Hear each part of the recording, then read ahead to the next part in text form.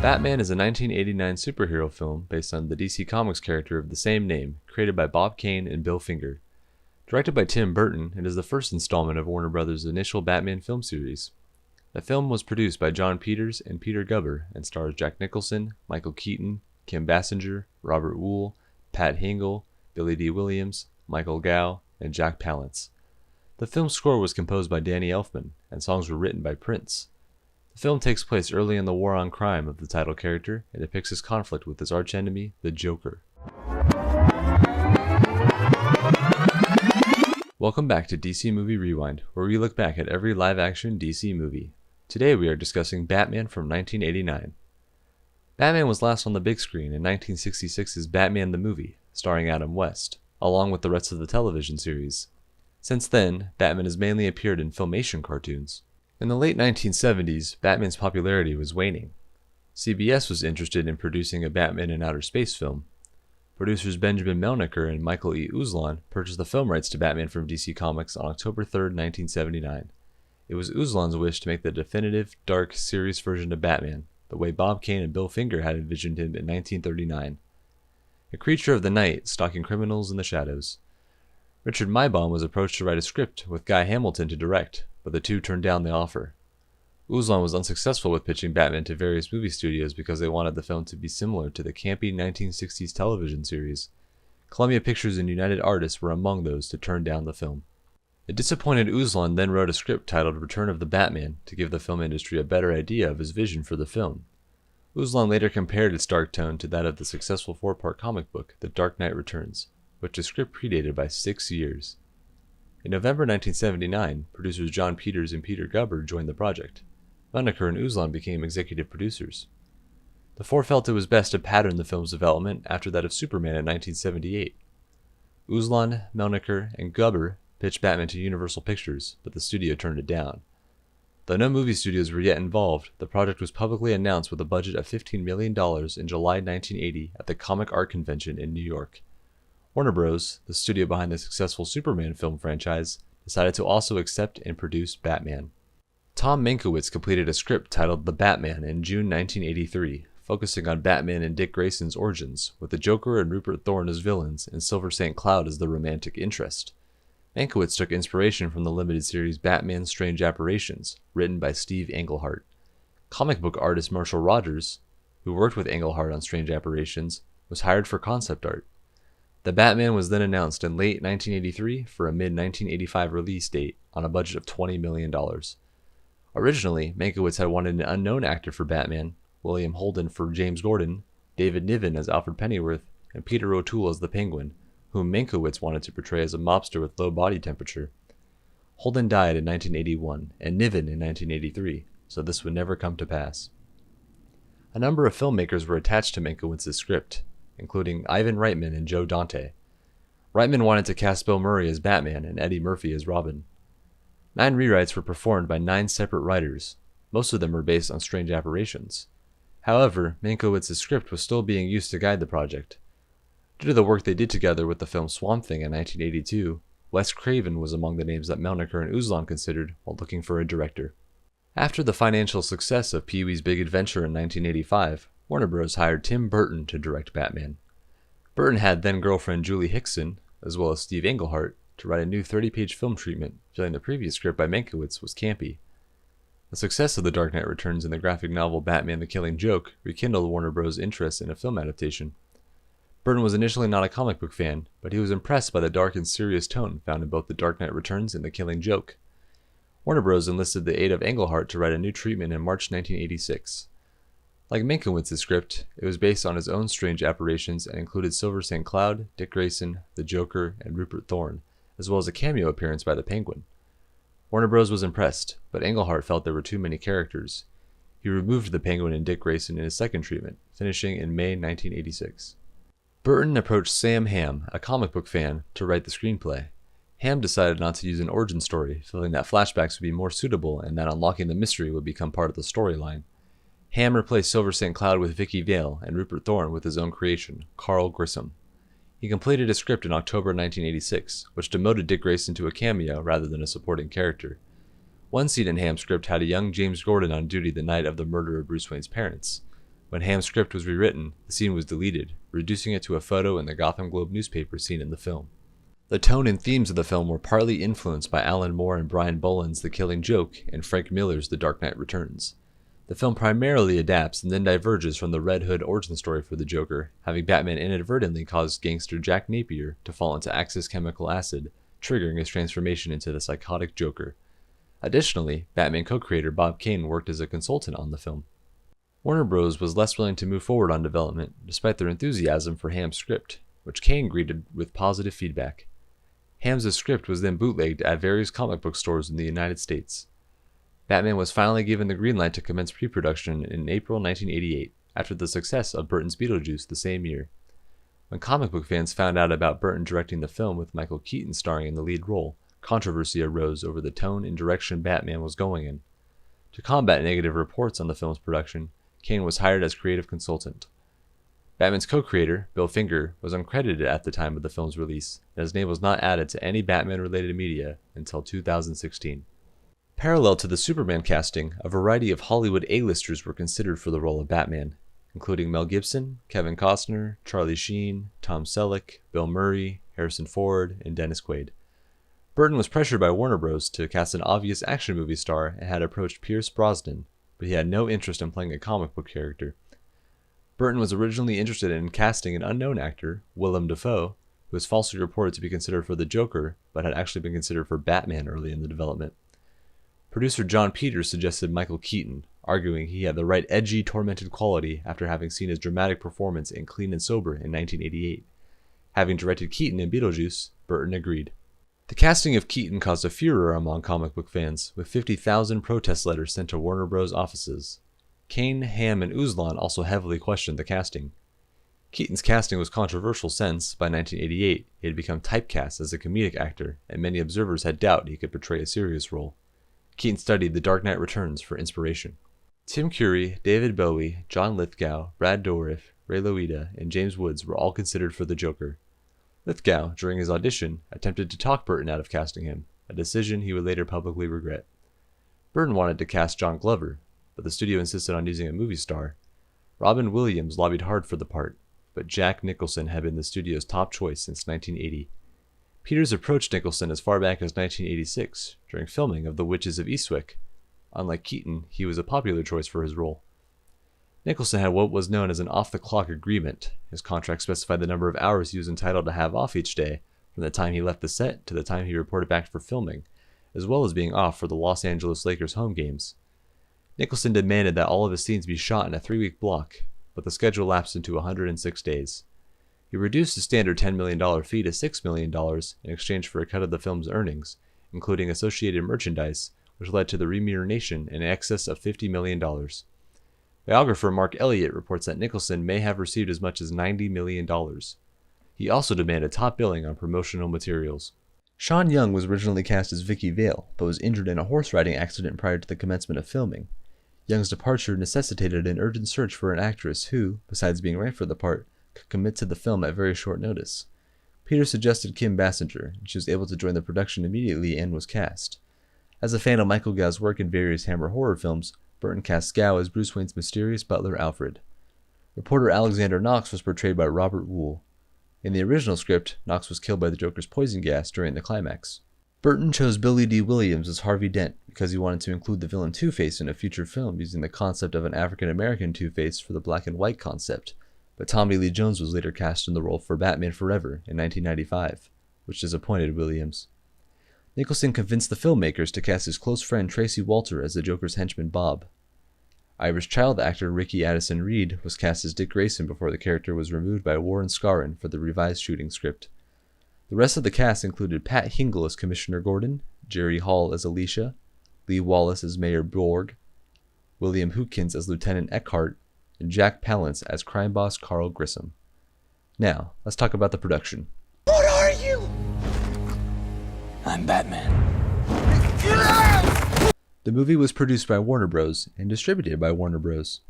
It was directed by Tim Burton, who has so far directed Pee-wee's Big Adventure and Beetlejuice. The movie was written by Sam Hamm and Warren Scarron. The movie was also produced by John Peters and Peter Gubber. Burton had been impressed with the design of Neil Jordan's The Company of Wolves in 1984. but was unable to hire its production designer Anton Furst for Beetlejuice, as he had instead committed to Jordan's London-filmed ghost comedy High Spirits in 1988, a choice he later regretted. A year later, Burton successfully hired Furst for Batman, and they enjoyed working with each other. Furst and the art department deliberately mixed clashing architectural styles to make Gotham City the ugliest and bleakest metropolis imaginable. The 1985 film Brazil by Terry Gilliam was also a notable influence upon the film's production design, as both Burton and Furst studied it as a reference. Black and white charcoal drawings of key locations and sets were created by Furst's longtime draftsman Nigel Phelps. Derek Medding served as the visual effects supervisor, overseeing the miniatures and animation. Conceptual illustrator Julian Caldo designed the Batmobile, Batwing, and assorted bat gadgets that were later constructed by prop builder John Evans. Keith Short sculpted the final body of the Batmobile, adding 2 Browning machine guns. The car was built upon a Chevrolet Impala when previous development with the Jaguar and Ford Mustang failed. The car itself was later purchased by stand-up comedian ventriloquist Jeff Dunham, who had it later outfitted with a Corvette engine to make it street legal. Costume designer Bob Ringwood turned down the chance to work on License to Kill in 1989 in favor of Batman. Ringwood found it difficult designing the Batsuit. Burton's idea was to use an all-black suit and was met with positive feedback by Bob Kane. Finn Burnham was tasked with sculpting the Batsuit in association with Ali Enyon. John Peters wanted to use a Nike product placement with the Batsuit. Ringwood studied over 200 comic book issues for inspiration. 28 sculpted latex designs, 25 different cape looks, and 6 different heads were created, accumulating a total cost of $250,000. Comic book fans initially expressed negative feedback against the Batsuit. Burton opted not to use tights, spandex, or underpants as seen in the comic books, feeling it was not intimidating. Prosthetic makeup designer Nick Dudman used acrylic-based makeup paint called Pax for Nicholson's chalk-white face.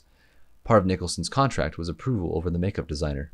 The filmmakers considered filming Batman entirely on the Warner Bros. Backlot in Burbank, California, but media interest in the film made them change the location. It was shot at Pinewood Studios in England from October 10, 1988 to February 14, 1989, with 80 days of main shooting and 86 days of second unit shooting. 18 sound stages were used, with 7 stages occupied, including the 51-acre backlot for the Gotham City set, one of the biggest ever built at the studio. Locations including Nebworth House and Hatfield House doubling for Wayne Manor, plus Acton Lane Power Station and Little Barford Power Station. For the production at Acton Lane Power Station, the power plant and alien nest sets from Aliens in 1986 were reused as interiors for Axis Chemicals. The original production budget escalated from $30 million to $48 million. Filming was highly secretive. The unit publicist was offered and refused £10,000 for the first pictures of Nicholson as the Joker. The police were later called in when 2 reels of the footage, which was about 20 minutes worth, were stolen. Ham was not allowed to perform rewrites during the 1988 Writers Guild of America strike. Warren Scarron, who had also worked on Burton's Beetlejuice, did rewrites. Jonathan Gems and Charles McNown rewrote the script during filming. Only Scarron received screenplay credit with Ham. Ham criticized the rewrites, but blamed the changes on Warner Bros. Dick Grayson appeared in the shooting script but was deleted because the filmmakers felt he was irrelevant to the plot, and Kane supported this decision. Keaton used his comedic experience for scenes such as Bruce and Vicki's Wayne Manor dinner. He called himself a logic freak and was concerned that Batman's secret identity would, in reality, be fairly easy to uncover. Keaton discussed ideas with Burton to better disguise the character, including the use of contact lenses. Ultimately, Keaton decided to perform Batman's voice at a lower register than when he was portraying Bruce Wayne, which became a hallmark of the film version of the character, with Christian Bale later using the same technique. Originally in the climax, the Joker was meant to kill Vicki Vale, sending Batman into a vengeful fury. John Peters reworked the climax without telling Burton and commissioned production designer Anton Furst to create a 30-foot or 12-meter model of the cathedral. This cost $100,000 when the film was already well over budget. Burton disliked the idea, having no clue how the scene would end. Burton hired Danny Elfman of Oingo Boingo, his collaborator on Pee-wee's Big Adventure and Beetlejuice, to compose the music score for Batman. For inspiration, Elfman was given The Dark Knight Returns. Elfman was worried as he had never worked on a production this large in budget and scale. In an interview with Keyboard in October 1989, Elfman said that he never read Batman as a child, preferring Marvel heroes such as Spider-Man and the Fantastic Four.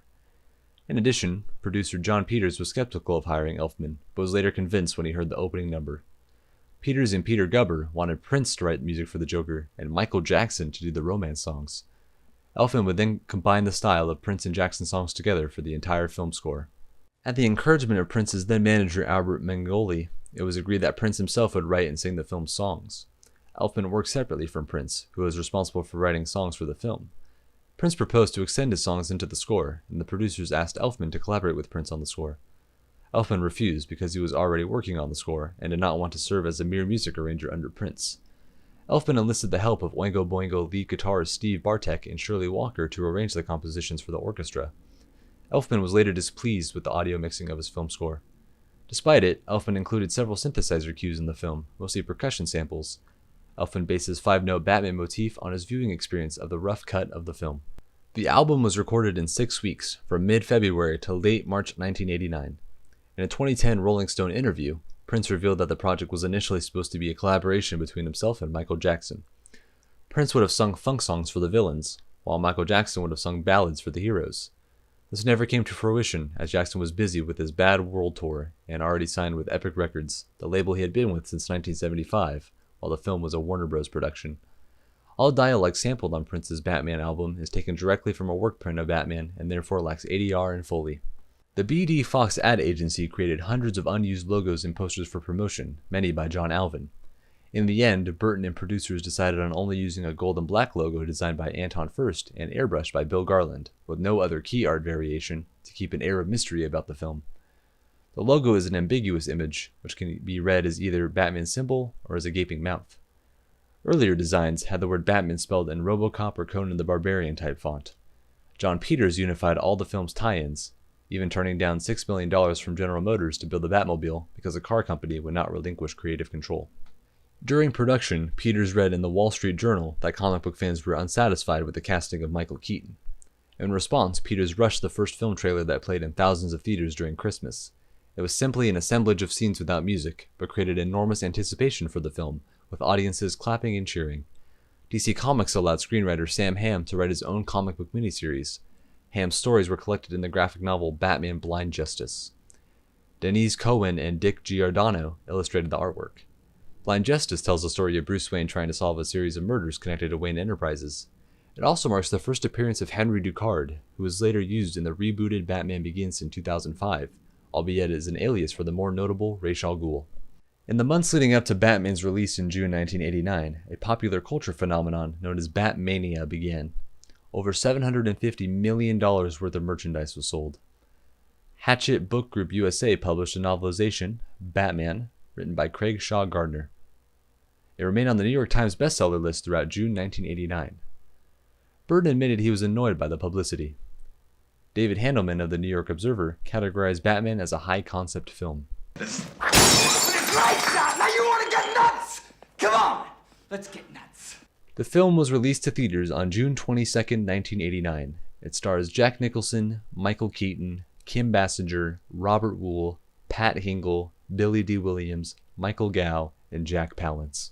Batman grossed $2.2 million in late-night previews on 1,215 screens and grossed $40.49 million in 2,194 theaters during its opening weekend. This broke the opening weekend records held by Indiana Jones and the Last Crusade, which had a 4-day Memorial Day weekend gross of $37 million the previous month, and Ghostbusters 2, which had a $29.4 million 3-day weekend during the previous weekend. Upon opening, the film would go on to reach the number 1 spot above Honey, I Shrunk the Kids. Additionally, it had the largest opening weekend for a Jack Nicholson film for 14 years until it was dethroned by Anger Management in 2003. Batman also set a record for a second weekend gross with $30 million, as well as the second biggest 3-day weekend of all time, and became the fastest film to earn $100 million, reaching it in 11 days, or 10 days plus late-night previews. The film closed on December 14, 1989, with a final gross of $251.4 million in North America and $160.2 million internationally, totaling $411.6 million. The film would hold the record for being the highest-grossing Warner Bros. Film until 1996, when Twister surpassed it. It was the highest-grossing film based on a DC comic book until The Dark Knight in 2008. Furthermore, Batman held the record for being the highest-grossing superhero film of all time until it was taken by Spider-Man in 2002. The film's gross is the 143rd highest ever in North America ranks. Although Indiana Jones and the Last Crusade made the most money worldwide in 1989, Batman was able to beat the Last Crusade in North America and made a further $150 million in home video sales. Box Office Mojo estimates that the film sold more than 60 million tickets in the US. Despite the film's box office, over $400 million against a budget of no more than $48 million, Warner Bros. Claimed it ended up losing $35.8 million, not likely to ever show a profit, which has been attributed to a case of Hollywood accounting. It currently has a 77% critic score and an 84% audience score on Rotten Tomatoes, a 7.5 out of 10 on IMDb, and a 69 Metacritic score. Batman was criticized by some for being too dark, but nonetheless received a generally positive response from critics. Many observed that Burton was more interested in the Joker and the art and set production design than Batman or anything else in terms of characterization and screen time. Comic book fans reacted negatively over the Joker murdering Thomas and Martha Wayne, as in the comic book, Joe Chill is responsible. Writer Sam Hamm said it was Burton's idea to have the Joker murder Bruce Wayne's parents. The songs written by Prince were criticized for being too out of place. While Burton stated he had no problem with the Prince songs, he was less enthusiastic with their use in the film. Despite initial negative reactions from comic fans prior to the film's release, Keaton's portrayal of Batman was generally praised. Overall, critics and audiences particularly praised Nicholson and Keaton's performances, Burton's direction, the production design, and composer Danny Elfman's score. It was the 6th highest grossing film in history at the time of its release. Anton Furst and Peter Young won the Academy Award for Best Art Direction. The American Film Institute anointed Batman the 46th greatest movie hero and the Joker the 45th greatest movie villain on AFI's 100 Years, 100 Heroes and Villains. It was also nominated for other AFI lists, such as 100 Movies, 100 Thrills, 100 Quotes, 100 Film Scores, and 100 Fantasy Films. Excuse me. Have you ever danced with the devil in the pale moonlight? The success of Batman prompted Warner Bros. Animation to create the acclaimed Batman the Animated Series as a result, beginning the long-running DC animated universe of spin-off media, and has influenced Hollywood's modern marketing and development techniques by helping establish the modern-day superhero film genre. Series co-creator Bruce Timm stated the television show's Art Deco design was inspired by the film. Executive producers Benjamin Melniker and Michael E. Uzlan filed a breach of contract lawsuit in Los Angeles County Superior Court on March 26, 1992. A Superior Court judge rejected the lawsuit. Total revenues of Batman have topped $2 billion, and Warner Bros. Offered the pair an out-of-court settlement. Reflecting on the 20th anniversary of its release in a retrospective article on Salon.com, film commentator Scott Mendelson noted the continuing impact that Batman has had on the motion film industry, including the increasing importance of opening weekend box office receipts.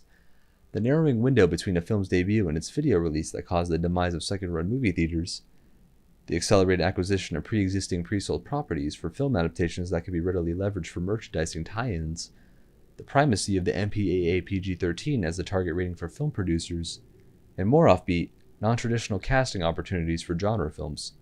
The film was responsible for the British Board of Film Classification introducing its 12 age rating, as its content fell between what was expected for a PG or 15 certificate. Elfman's The Batman theme went on to become an iconic piece. It served as the basis for the theme music and played in some episodes of Batman the Animated Series, which premiered in 1992, although this was later changed. Some parts of Elfman's score was also heard in Static Shock, Lego Batman the Video Game, Lego Batman 2 DC Superheroes, Lego Batman 3 Beyond Gotham, the 1989 Batmobile DLC for Batman Arkham Knight, the 2017 Justice League film, which was also composed by Elfman, DC League of Super Pets, and the Arrowverse crossover Crisis on Infinite Earths. Parts are also played in the queue and on the station platform of Batman the Ride at various Six Flags theme parks. Michael Gow also voiced Alfred in a radio show called Batman the Lazarus Syndrome, which came out earlier in the year. He reprised his role in the sequel, Batman Nightfall, in 1992. There was also a Batman Diet Coke commercial that coincided with the release of the film. Several video games based on the film were released, by Ocean Software in 1989, by Sunsoft in 1989 and 1990, and by Atari Games in 1991. Konami was also in talks of releasing an arcade game around the same time as Atari. There have also been many comic book and novel continuations over the years. Robert Wool reprises his role as Alexander Knox in the CW's Arrowverse crossover, Crisis on Infinite Earths. The event also retroactively established that the world of the film and its sequel, Batman Returns, takes place on Earth 89, which is one of the worlds destroyed by the Anti-Monitor during the Crisis. Well, I hope you're watching, big guy. With that being said, thanks for watching. Next time we'll be talking about the sequel, Batman Returns. If you enjoyed this episode and would like to see more, consider giving a like or rating and subscribing with notifications so you never miss an episode. It's free. Also feel free to check out our other episodes and share this podcast with others on YouTube, Spotify, or Apple Podcasts. We'll see you next time on Movie Rewind.